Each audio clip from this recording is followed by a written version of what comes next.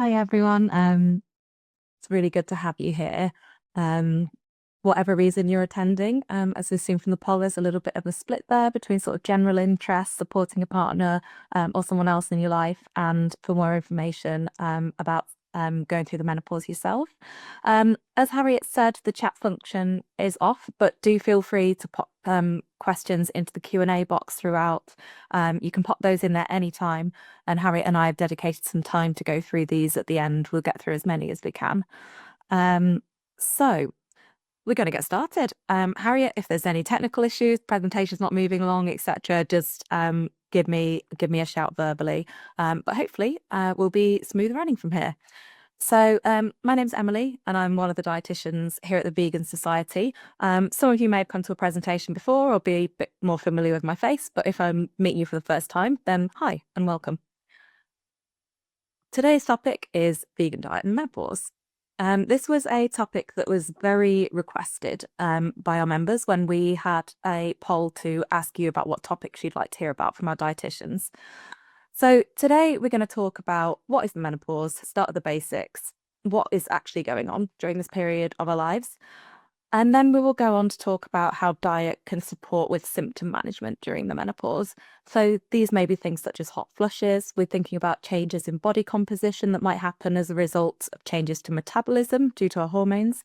Going into a bit about gut health, talking about bone health, talking about heart health, and also a little bit on mood and mental health.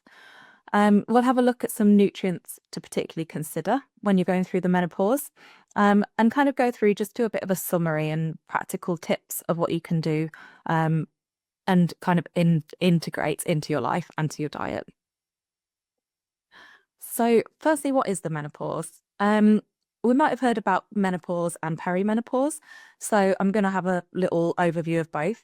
Perimenopause is when those hormonal changes start to happen. So that estrogen and progesterone that people with uteruses have in their bodies starts to drop. And the number of eggs that are available in the ovaries also starts to drop. So this is when you might start to notice symptoms of the menopause starting to occur. So ovulation and periods become more irregular. And there may be symptoms that occur, particularly things like hot flushes, which 80% of people do experience before full menopause and can go on for up to 2 years for many people. Menopause typically, it says, I always think what's typical, but typically occurs between the ages of 45 and 55. And it's when those levels of estrogen and progesterone have dropped very significantly. And this leads to a complete cessation of ovulation and periods. And the menopause is actually defined as when you've not had a menstrual period for over a time frame of 12 months. There is also menopause that can occur due to medical treatment or conditions such as chemotherapy or following surgery such as hysterectomy, as well as the sort of age-related menopause that we see. And what are the symptoms? As Harriet has said, we're getting a lot better at talking about menopause, and symptoms are mainly caused by the decline in the hormone estrogen. It's great that we're being able to talk a little bit more about symptoms. I've just had a message through from Andrea just querying, can you guys see these slides as I go through? Harriet, are you seeing the slides? Yeah, sorry, just checking in that we've not got any technical issues. Great, carry on. So it's great that we're being able to talk more openly, and people are able to talk more openly about the symptoms that are affecting them during the menopause, because actually they can have quite an impact on physical, emotional, occupational, so how we feel at work and how we're able to work, and our social well-being too. And common symptoms, as we mentioned, can be hot flushes, which are very, very common, and night sweats. There is also can often be mood changes, so things like anxiety, low mood, maybe feeling brain fog, so feeling like your thoughts are not going as quickly, you're not able to think as quickly as you did previously, lack of motivation and mood swings. There can be changes to your body shape or size, changes in sexual desire or arousal, and changes to your heart as well. So potentially you might notice things like changes to your heart rhythm or dizziness, which are also common in this time frame. And you may also notice changes in hair growth and density. And these are all pushed really by those hormonal changes. So again, that drop in estrogen tends to be the most significant contributor to these symptoms. And that leads to things that we're not seeing. So under the surface, as well as all of these symptoms, we are looking at their going metabolic changes. So changes to how we metabolize our food, how we use energy, reduced bone density, and those other effects on our cardiovascular system, which we'll talk a bit more about later. So increased risk of kind of raised cholesterol and blood pressure. So diet and symptom management. The good news is that a balanced vegan diet can help with managing hot flushes, which are one of the major symptoms of the menopause. And this is because vegan diets tend to be quite high in vitamins, minerals, antioxidants, and also in phytoestrogens, which are plant signaling molecules that kind of have a similar structure to hormones. And there are particular evidence for the benefit of two things, which are phytoestrogen rich foods. So those ones that contain those plant signaling chemicals that can kind of mimic some of the effects of hormones in the body or regulate some of the effects. Unlike the popular media might tell you, this isn't in a negative way. It's actually just proven that these plant chemicals can kind of help to regulate symptoms that may be related to hormonal health. So we're looking at things like soybeans, flax seeds, chickpeas, and evidence so far shows that regular consumption of these foods can reduce the frequency of hot flushes due to the way that they're acting in our bodies. Soya foods, so going on from soybeans, a lot of the evidence in reduction of hot flushes looks into specifically soy foods. So we're thinking about, again, soybeans, soya milk or yogurts, and are things like tofu, tempeh, edamame, are all soya-based foods.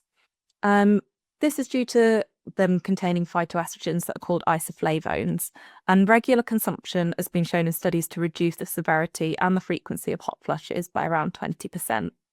And other studies have found that a whole foods plant-based diet that includes daily soybeans can reduce hot flush severity and frequency by up to 88%. So that's something that can be a practical tip to include in your diet. Soya also has other nutritional benefits. So we know that it's a brilliant source of protein. We know that things like tofu and tempeh are great for our iron and our zinc levels. So soya is actually a really nutritious food in its own right outside menopause and hot flush management. So including that as one of your portions of protein in your meals through the day can just be an easy way of kind of boosting your nutrition in lots of ways, and also hopefully helping to manage some of those hot flush symptoms.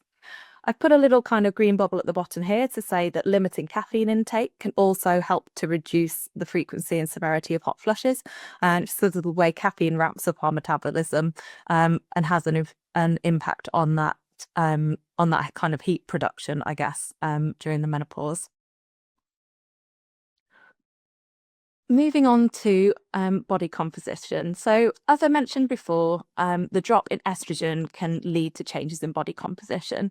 And this can include changes to body shape and size that may be visible, or there may be things that are changing under the surface that we're not seeing as much in the day-to-day. But the pairing that tends to happen with this drop in estrogen is a decrease in muscle mass and an increase in fat storage. So when those hormone levels lower, we just see a favorable metabolism towards putting fat on and losing that muscle mass. And this is something to be considerate of during that period of the menopause, both in thinking about overall diet quality and thinking about our protein intake, which is really important during this time, and our exercise levels. So vegan diets do tend to be a little bit less calorie dense and lower in saturated fats, which can support maintaining a healthy weight for your body already. Some additional considerations are the creation of balanced meals that focus on protein, fiber, and healthy fats. So going into that in a little bit more detail, increasing the protein intake when you start to get into perimenopause and menopause can help to preserve that muscle mass. So really we're looking to increase that protein intake because we know that protein gets broken down into amino acids that are used to fuel our muscles for their growth and for their repair. So increasing that protein intake. And in the general vegan population, we recommend an intake of about 1 gram of protein per kilogram of your body weight per day. In the menopause, we recommend increasing that to a minimum of 1.2. That doesn't mean you have to go calculating your protein grams every day. It just means that sometimes having a little bit more of a focus on and a mindfulness about protein when you're planning your meals can really help. So that might be increasing your portions slightly of protein foods. It might be adding a protein-rich snack between your meals in the day. Or it might be thinking about the grains that you have and swapping to grains that are maybe a little bit higher in protein, like quinoa or buckwheat, that can kind of add those additional protein and those amino acids in as well. So the great sources of protein are sort of our beans, lentils, pulses, nuts and seeds, our soya foods, and as well tempeh and seitan are also great sources of protein. Some of our alternatives, like potentially vegan corn or vegan meat alternatives, can also be a way to kind of boost your protein intake. In terms of fiber, we're looking at, again, beans and pulses. I think beans and pulses are a great thing to incorporate because they're rich in fiber, they're rich in protein, they're also rich in minerals like zinc and iron. So you're getting quite a lot of nutrition. Again, it's quite a nutrient dense food. Also making sure that you're hitting your 5 a day. And getting some whole grains in there as well, just to increase that fiber intake and support those feelings of satiety and that management of your blood glucose levels. Because we know that the more fiber we have in our meals and the more protein actually, the less quickly that glucose is absorbed into our body. It just takes a little bit longer for that digestion process. So we're kind of slowing down and regulating our blood glucose levels. Say eat mindfully. I think it's a great practice for everyone at any age, to be honest, is kind of paying attention to the sensations that we have before meals, the sensations that we feel during meals, and the sensations that we feel after meals to kind of assess where our body's at in terms of hunger, fullness, satisfaction, all of those things that are easy to ignore when we're really rushing in our daily lives. So even just taking a moment to kind of think, where do I feel with this meal? Before, during, and after, I think is a great practice that everyone start incorporating, and can also help with management of your sort of hunger and fullness levels, recognizing when you're hungry, when you're full. Making time for regular movement and particularly resistance exercise. I can't recommend resistance exercise enough. And I think that historically women have been encouraged to do more kind of like cardio, heavy exercise, stretching, and have been discouraged from doing that kind of resistance exercise like body weight exercises, squats, push-ups, pull-ups, and going into the weight section. Whereas actually we know that throughout our lives, resistance exercise helps us strengthen our muscles, it helps us strengthen our bones. And this is a practice that you can bring in to support that muscle and bone health during the menopause as well. Doesn't mean you have to get into the weight section of the gym immediately. As I said, even sort of body weight exercise, using resistance bands, things that involve like carrying heavy shopping, they can all help to kind of put that stimulus onto our muscles and bones that sort of promotes that growth, repair and maintenance. Minimizing added sugars and fats can also be helpful. We say for a balanced vegan diet, generally we're looking at basing that around whole and minimally processed foods and then having those more processed options in moderation. And I popped in a little green box. I like a bit of an 80-20 rule. 80% kind of whole and minimally processed foods, and 20% is for the soul, for connection, all of those different things that food means to us, as well as nutrition and enjoyment. And I think those are important as well. So that's my personal rule of thumb. Continuing with body composition, so we're also thinking about bone health. And again, you're probably sensing a theme. Estrogen drops, something happens. So when estrogen drops, that also can lower our bone density and does lower bone density, affects bone turnover in a way that kind of favors more breakdown of bone and rather than that kind of building up. And that can lead to an increased risk of osteoporosis and of bone fractures in the postmenopausal period. There are some nutritional factors that we can use to protect our bones during this time. And they're similar to the themes that run through protecting our bones throughout our lives, but there's some different tweaks to how much of those we require, how much of different nutrients. So when it comes to calcium, recommendations on calcium do vary actually from country to country, and I feel that the UK is lagging a little bit behind in its calcium recommendations for menopause. So as adults, generally the recommendation tends to be about 700 to 1,000 milligrams a day, whereas some countries such as Australia have updated their guidelines actually after the menopause due to that bone turnover change. People should be aiming for more like 1,300 milligrams a day, and that's something that I'm starting to recommend in practice because I think we'll see those recommendations pull through to other countries as well. So what does that actually look like in practice? It looks like consuming 2 to 4 portions of calcium-rich food a day. And when we're thinking about those particularly calcium-rich sources, we're really thinking about our fortified dairy alternatives. So fortified soya milk, oat milk, those different plant-based milks, and plant-based yogurts. Calcium set tofu is also a really great way to get around 400 milligrams of calcium in per portion. So if you're looking at your tofu, pop round onto the back of the packet, and there will be the word calcium on the back there. That's because calcium is used to set that tofu as a setting agent, whereas other brands, depending on how they do the setting process, may not use a calcium solution. So that's something that's worth looking for on your tofu, just to give you an easy boost of calcium. You can also get calcium fortified bread, particularly linseed. Breads tend to be calcium fortified. Ready oat cereals, so breakfast cereals. And also there are some whole plant foods that provide us with useful amounts of calcium. So whilst those shouldn't be relied on as those main sources, foods such as almonds, sesame, and leafy green vegetables can also provide useful amounts of calcium.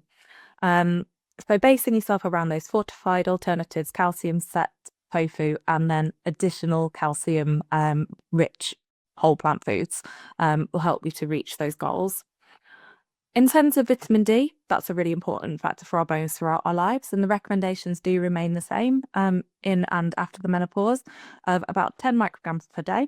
Vitamin D isn't found naturally in plant foods, and actually around the world we tend to get vitamin D from the sun. Our skin is able to synthesize vitamin D. Unfortunately, in the UK, as I'm definitely feeling at the moment, the sun isn't very strong over autumn and winter. I cannot wait for a bit of spring sun, to be honest. So the sun isn't as strong, and we're not able to do that process through the months of October to about March. So it is recommended that not just vegans, but everyone in the UK is supplementing vitamin D and or consuming fortified foods regularly. So again, looking at our fortified foods, calcium, plant-based dairy alternatives are a great source of calcium and also vitamin D. And actually, there are certain mushrooms that have been exposed to UV light that can be a source of vitamin D. But I would say I don't know enough about which ones those are for them to be a reliable source. Another consideration for bone health is protein. And what I like about these considerations is actually they come around to a few practical foods, really. So we're thinking about our tofu being a really good source of protein, but also of calcium. And plant-based dairy alternatives, particularly soya or pea milk, when they're fortified, being a good source of calcium, vitamin D, and protein. So it starts to come together with these, what I like to call sometimes functional food choices, that can just help to boost our nutrition. So protein, as I mentioned before, increasing your intake, so increasing your portion sizes or incorporating an additional snack that's protein rich to make sure you're hitting that slightly increased requirement. So beans and pulses, tofu tempeh, nuts and seeds, and high protein grains. I found recently that pairing a higher protein grain as well as having a protein source has been a really easy way to boost my protein without thinking too hard about it, which is what we want when we're busy and we've got other lots of things to think about in our lives. Other factors that support bone health are vitamin K. So we think about our leafy green vegetables. This doesn't generally seem to be a problem in vegan populations because we're getting plenty of fresh fruit and vegetables. Magnesium and zinc are also important to consider. And again, we're thinking about our leafy greens, nuts and seeds for magnesium, and for zinc, again, going back around to tofu, beans and pulses. So again, we're getting our protein, we're getting calcium, we're getting zinc, kind of packaged up in those nice little parcels. And as well, as I mentioned on the previous slide, resistance exercise, resistance training is a really good way to help strengthen your bones and maintain bone health. Just the way that the force goes across our bones and our muscles, it kind of provides that little stimulus for our bones to go into build mode rather than breakdown and resorption mode. So it just promotes and tips that bone health equation towards kind of strengthening our bones and making sure that we keep mineralizing them, keeping them strong. Another consideration during the menopause is our heart health. So again, the decline in estrogen during menopause favors raised cholesterol and raised blood pressure. So it just tips that again, cholesterol metabolism, the hormonal change leads to that change in cholesterol metabolism, which kind of favors the deposition of cholesterol into our arteries and into our vascular system. Whereas what we all want to do is favor it being taken away from our cardiovascular system, taken to the liver, and it taken out of our bodies via kind of excretion. So it favors that deposition process a little more when our estrogen levels drop. Again, a balanced vegan diet has been shown to be very supportive of heart health generally. Lots of studies that look at long-term heart health in populations have shown that a vegan diet significantly reduces the risk of ischemic heart disease and ischemic stroke, which are those conditions that we might find associated with higher cholesterol. This again is because it's rich in antioxidants, rich in fiber, and the fats that we get from plants tend to be of the unsaturated variety. So they support positive management of our cholesterol, whereas unsaturated fats that tend to be more animal product based, although they're also found in coconut oil and palm oil, tend to promote the deposition of cholesterol. So the good news is most of the fats that we are getting are unsaturated. When I'm thinking about cholesterol, I always like to think of it in two main kind of umbrellas, which is fats and fiber. The two Fs. So fats, thinking about favouring our unsaturated fats, so olive or rapeseed oil. Nuts and seeds are a really great source of unsaturated fat, and also a variety of different plant chemicals, vitamins and minerals, and fibre. And actually studies have found that increasing your intake of nuts, so sort of 30 grams a day as a guide proportion, small handful, is protective of our heart health and helps to lower cholesterol levels.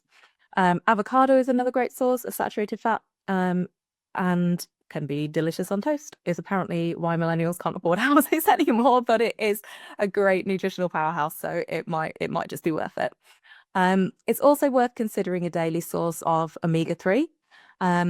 Omega-3 is really important for our eye health, skin health, brain health, and it is also an anti-inflammatory in our bodies. So the vegan sources of omega-3 are walnuts, linseeds that are also called flax seeds, chia seeds, and hemp seeds. So eating 1 to 2 portions of these foods a day can help to optimize that omega-3 status, which supports your heart health. Going on to fiber, I know that we've already mentioned fiber previously, but aiming for that recommended daily intake of 30 grams a day. Again, we don't need to be calculating this every day, but how to make sure you're hitting this generally is making sure you're having a variety of whole grains, legumes, so beans and pulses, fruit and vegetables, at least your 5 a day, and also nuts and seeds. They're all great contributors towards our fiber intake. And if you're cooking a lot of these foods in your meals and also having these foods in between meals as snacks, then generally you're topping your fiber intake up quite well through the day.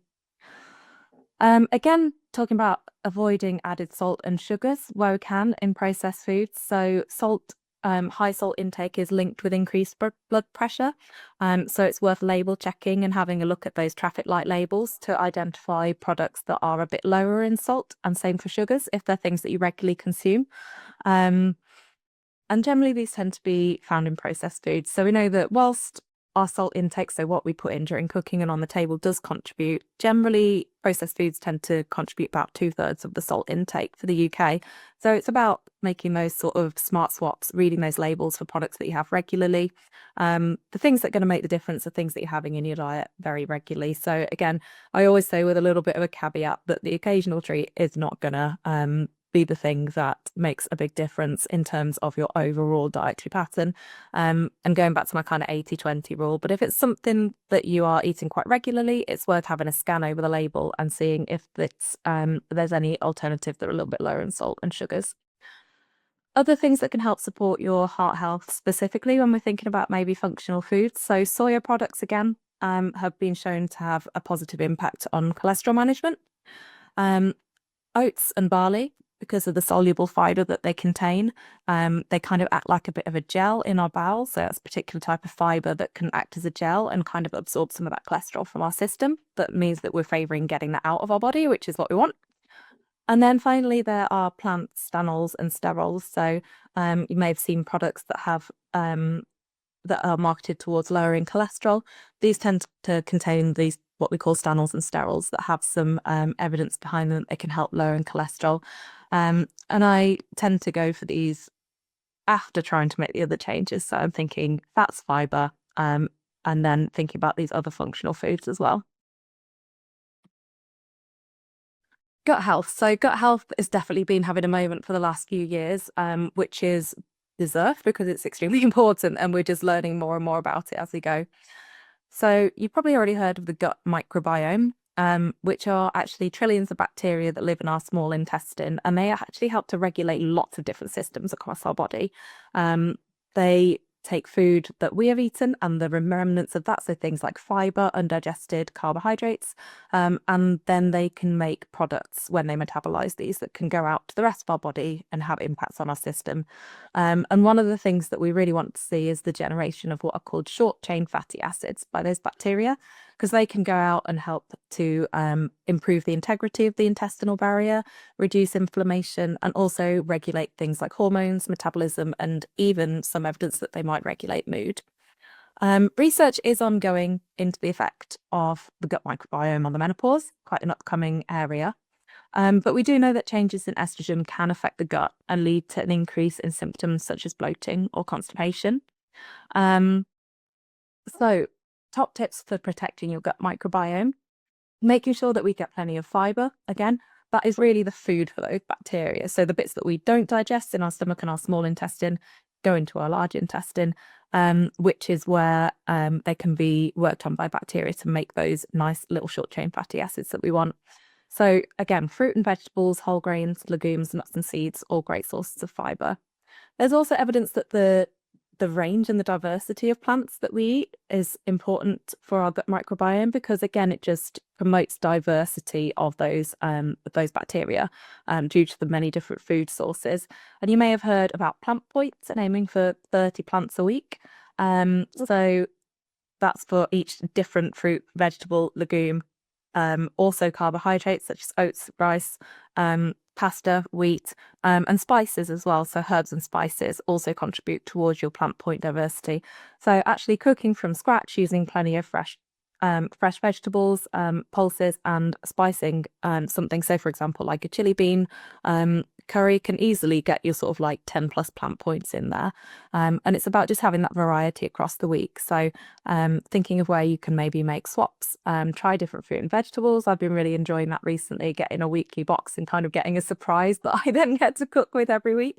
And that's really helped to increase the diversity of my diet actually. So just thinking about trying new things, getting curious, and increasing the diversity of your diet as you go.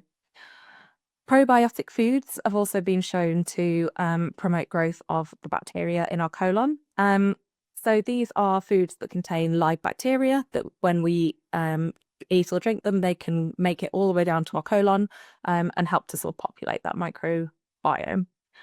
Fermented foods are a good source of these. So we're thinking of our foods such as kimchi, sauerkraut, miso, that are, fermented. Kefir as well, which is traditionally made with dairy, but there are more non-dairy versions coming out. So those are our fermented foods. And also commercial probiotics. So there's many companies that market probiotics that contain live bacteria. There's more and more vegan options of those coming out as well. So both of these can help with that diversity of our gut microbiome.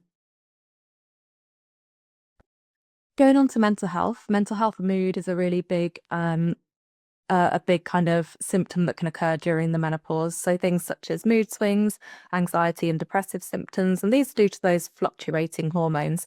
Hormones have such a wide-reaching effect across our whole body. And as we've seen through this presentation, they can affect so many different systems, and that absolutely includes our brain and how we're feeling within our body, which can then affect how we feel within ourselves.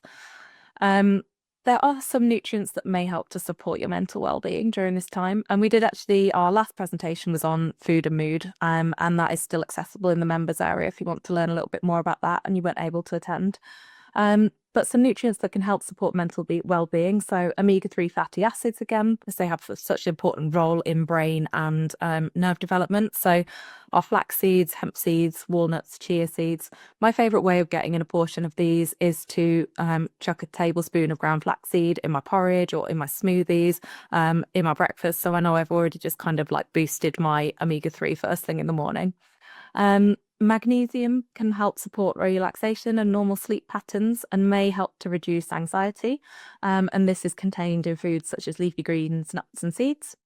And then fiber, as we've mentioned in the previous slide, can also lead to the production of chemicals that travel out in our body and can affect our mood, which I think is one of the coolest things ever, to be honest. So this is called potential psychobiotic effects. So this can have an impact on regulating our mood and our behavior. Fiber also helps to minimize those blood glucose fluctuations, leading to a more stable mood. Because if our blood glucose is going up and down a little bit more, that can make us feel a bit cranky. And B vitamins, which are really important for supporting our overall energy levels and our brain health. And many B vitamins are quite abundant in a vegan diet. Obviously, we know that B12 is one of the vitamins of consideration that we need to make sure we are supplementing or alternatively obtaining by fortified foods. Other nutrients. So this is going back to nutrients of consideration, and this goes for all vegans, not just during the life stage of perimenopause and menopause. It's really important to make sure we've all got a reliable source of vitamin B12, vitamin D, iodine, and selenium, which are those nutrients that are less abundant in plant foods. In terms of selenium, there is some evidence that Brazil nuts are a really good source and that eating as little as a couple of Brazil nuts a day could meet our selenium requirement. But it really depends on the diversity and the richness of the soil where they're grown, so it can fluctuate a little bit, and supplementation is considered a more reliable way of doing this. Or, of course, fortified foods. So we're thinking about our plant-based dairy alternatives, which are generally fortified with vitamin D, often vitamin B12 and iodine as well. Also things like nutritional yeast, Marmite that are B12 fortified, and maybe breakfast cereals as well. And as I said there, and or a vegan supplement, such as Veg One. So coming around to a summary and some practical tips. What areas we looked at today, and what kind of foods are we thinking of incorporating in our diets to support health during the menopause? So incorporating phytoestrogen-rich foods, so such as soya, daily can support heart health and also reduce symptoms of hot flushes. We're looking at making sure we're hitting those 2 to 4 daily portions of calcium-rich foods, so plant-based dairy alternatives, calcium set tofu, and making sure we're doing that for our bone health, along with exercise, which can also promote that sort of bone remodeling, rebuilding process. It's really important to ensure a reliable source of vitamin D, again, for our bone health and for the absorption of calcium. Prioritizing rich sources of protein and engaging in resistance exercise is not only good for our bone health, but also helps to preserve that muscle mass that we know that we start to lose really from our mid-30s, and kind of be more proactive about retaining and gaining that muscle mass. So yeah, making sure you're prioritizing those sources of protein, increasing your portion sizes, or adding some extra protein-rich foods in.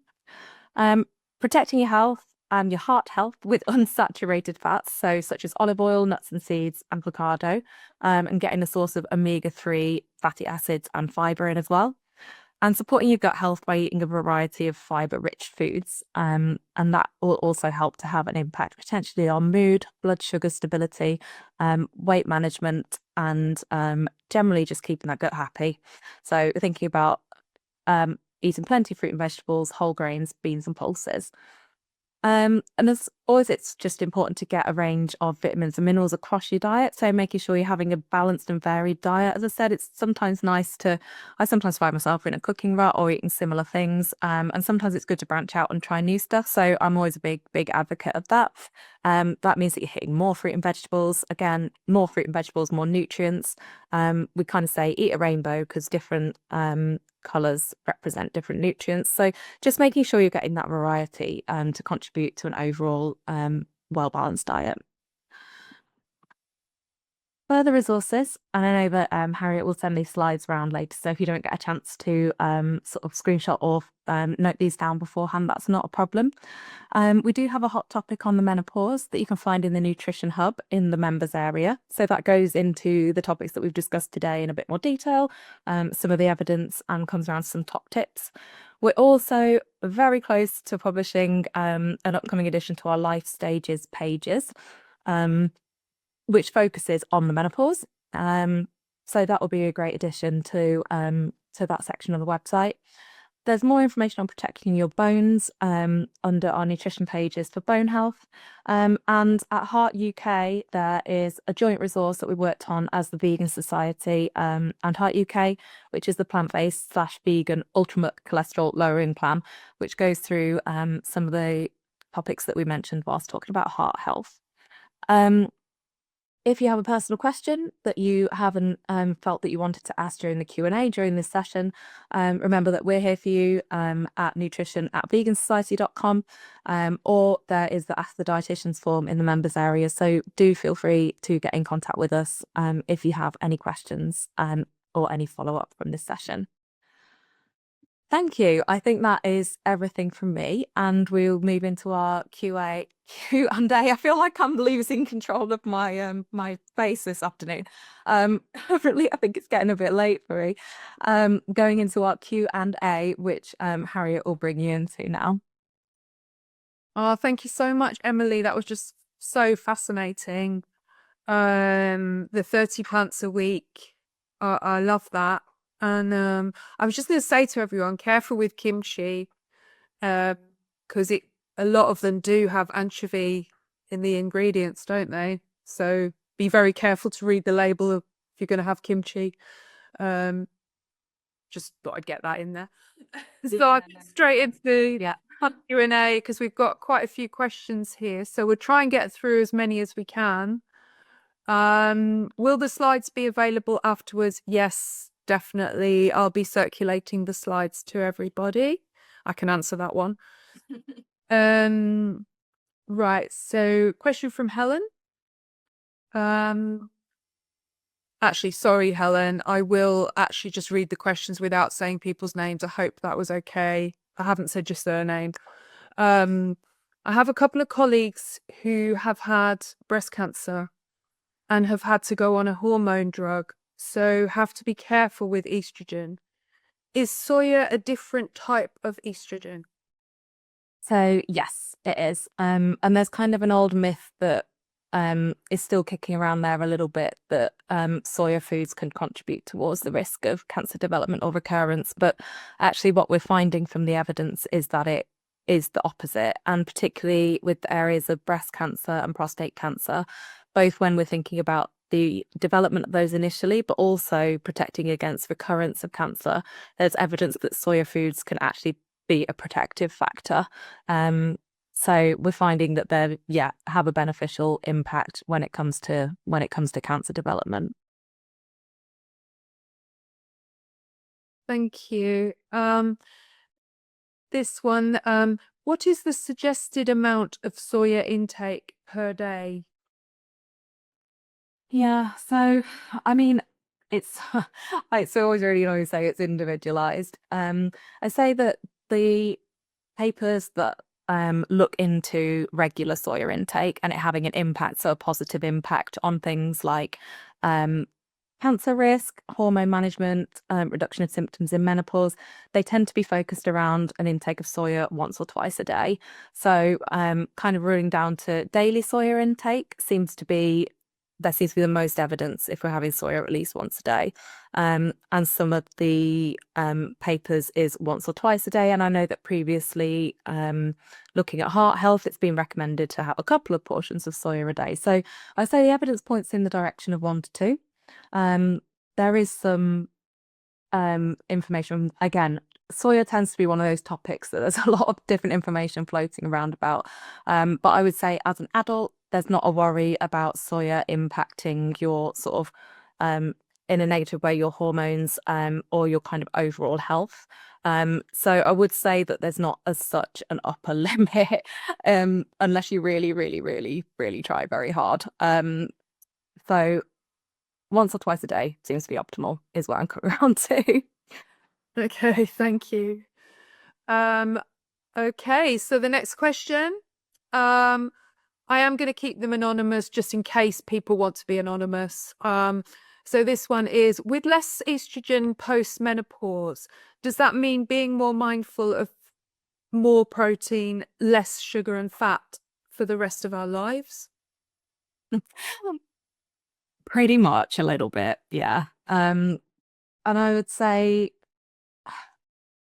it sounds like a lot to think about, but I think I'm quite a fan of like establishing tweaks, I guess, tweaks that can become easier habits. So, like for me, I mean, I do a lot of weightlifting, which is why I think a bit more about protein. And when I was thinking about increasing my protein intake, a bit at the start of this year, it was just kind of being mindful of, for example, serving myself slightly larger portions or making that kind of decision to have a more protein rich snack when I was going for different options.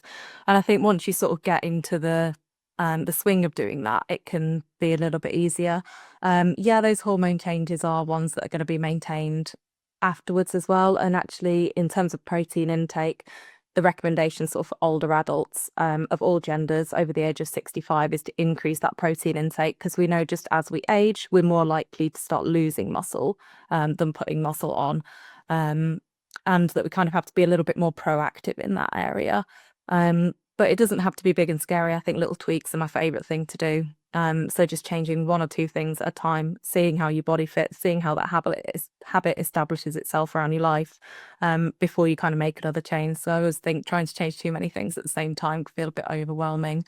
And in terms of sugar, yeah, I would say if you're eating a variety of whole plant foods and kind of keeping your processed foods to a bit more of a minimum, we know that it's kind of the added sugars, particularly sugar sweetened drinks, desserts, sweets, those are the things that tend to contribute really significantly to our sugar intake and are associated with sort of the poorer health outcomes.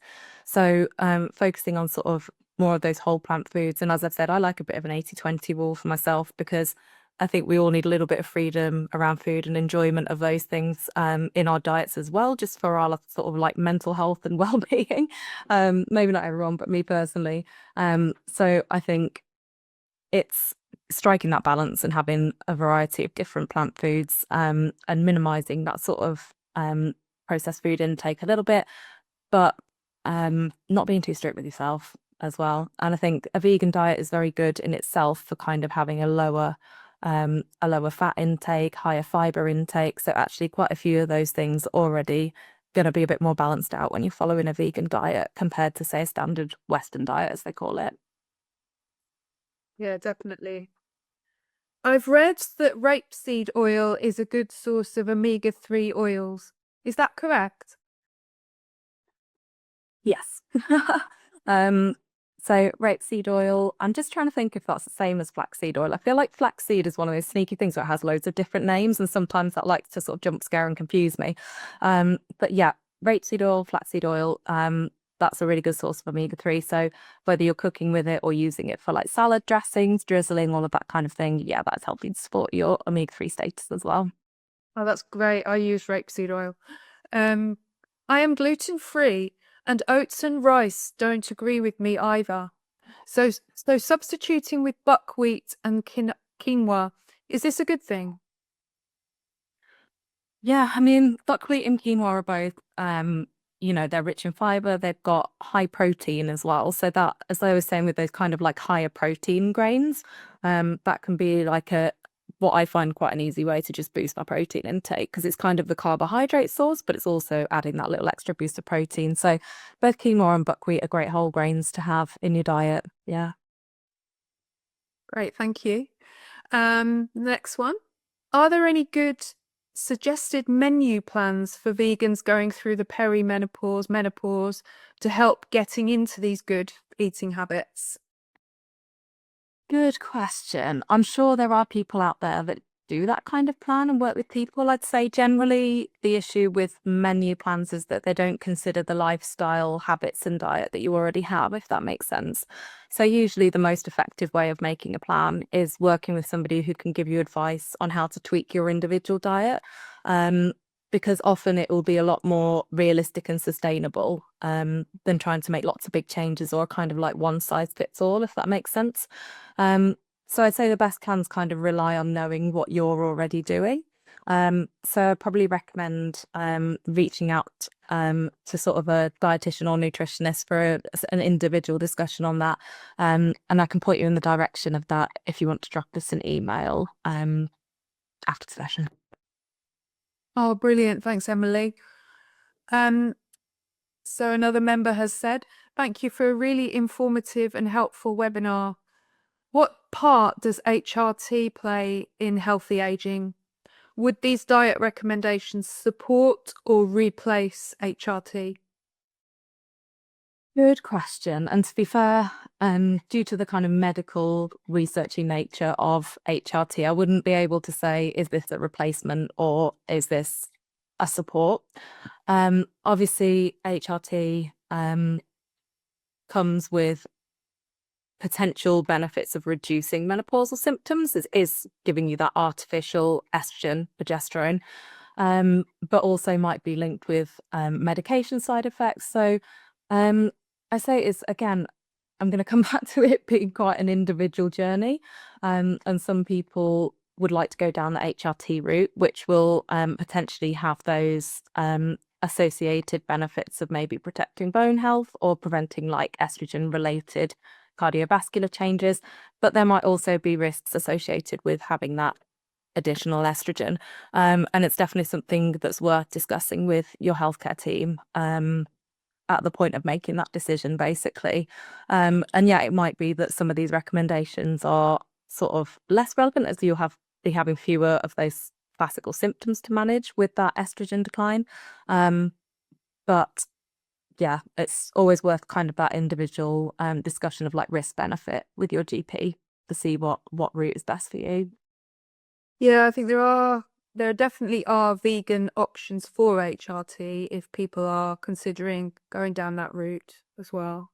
That's good to know. And we do have a volunteer pharmacist that works really closely with our nutrition team, who's a great asset actually, and is able to kind of advise and discuss medications. I know that she's had a little look into HRT before, and it's a very, very expansive topic, and she's a volunteer.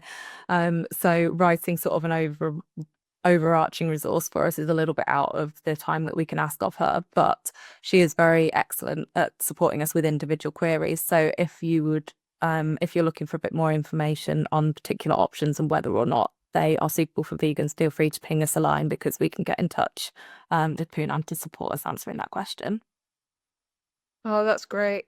My most stubborn menopause symptom is aching joints and stiff tendons. Are there specific foods or nutrients that can help?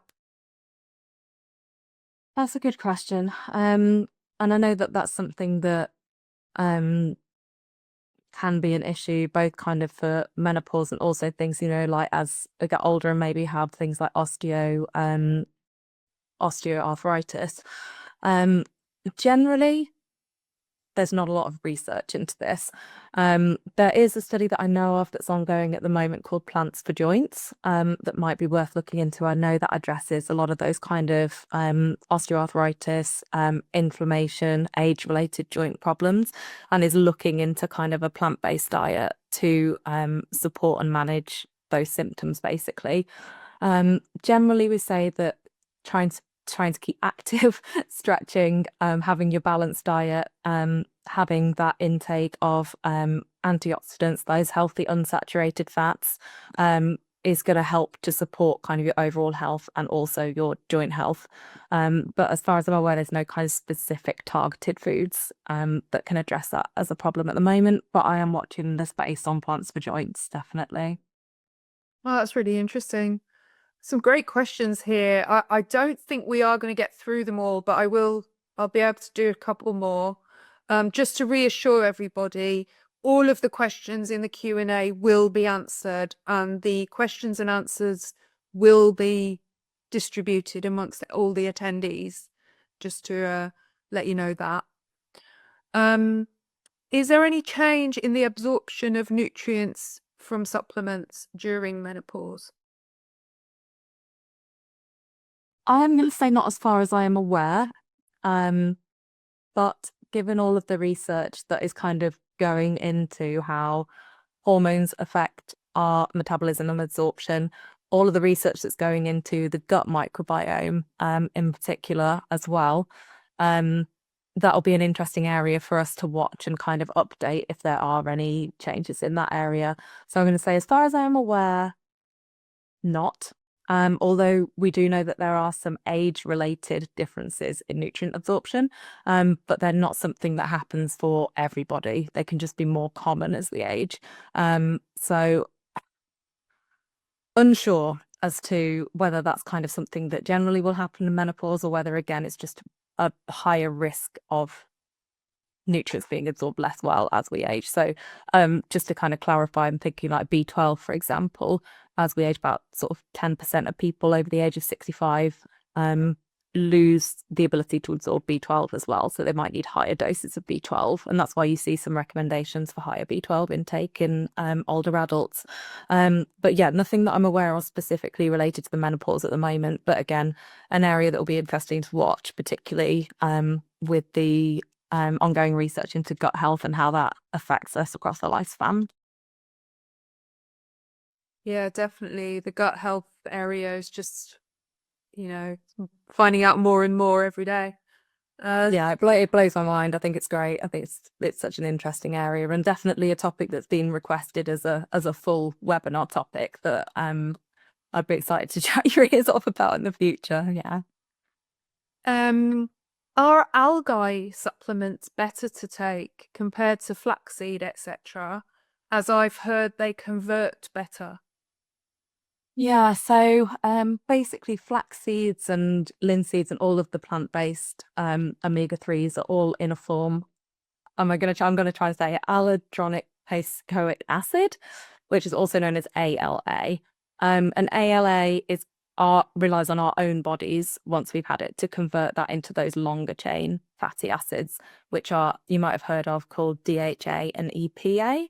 I'm not going to try and say the full name again, but our body is doing that conversion for us. So there's evidence that having that ALA, so that's found in like flax seeds and plant oils, can support our overall omega-3 status. So our bodies are converting that. However, algal oils already contain EHA and EPA, most of them. So actually, a lot of marine animals only have omega-3 in their bodies because they eat algae. So that DHA and EPA is in those algal systems. So some people prefer to take an algal supplement, basically, because you've already got those long chain fatty acids. But if you do choose to have linseed oil, flaxseed oil, then our bodies are doing that converting. The only times that we would maybe recommend differently is potentially during pregnancy, because a lot of the research on optimizing omega-3 status only looks at DHA and EPA. And whilst we can say, oh, we think that as with other sort of life stages, we're converting that ALA, because of the growth of the baby and the nerve and the brain development, we would maybe recommend going with an algal supplement, just because we're kind of waiting on that research.